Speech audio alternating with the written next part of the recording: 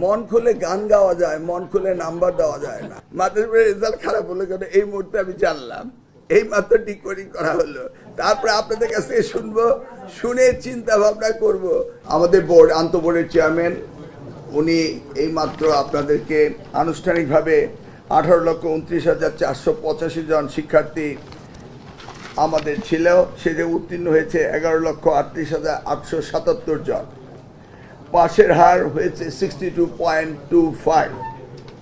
GPA plus পেয়েছে 1,16,676 জন। আমি এবার থেকে যেটা নাম্বার পেয়েছে সেটা দেওয়া হয়েছে।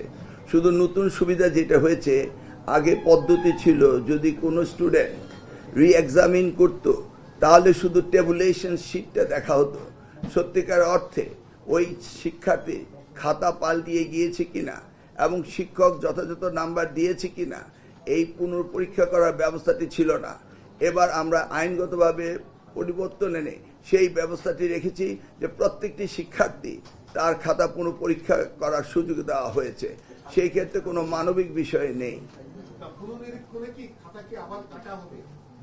এক্স্যাক্টলি আবার রিভিউ করা হবে in front of A committee.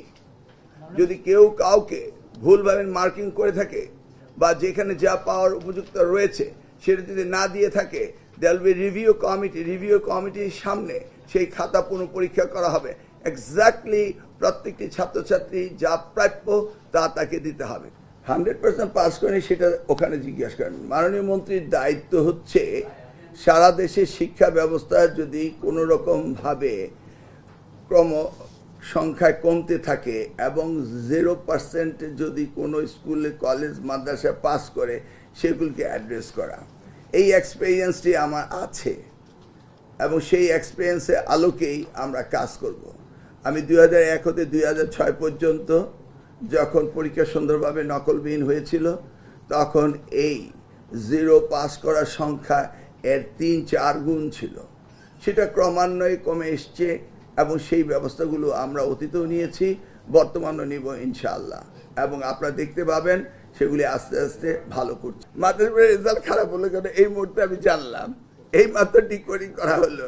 তারপরে আপনাদের কাছ থেকে শুনবো, শুনে চিন্তা ভাবনা করব কি করে মুখস্থ উত্তর দিবেন। এখন বলুন আপনি।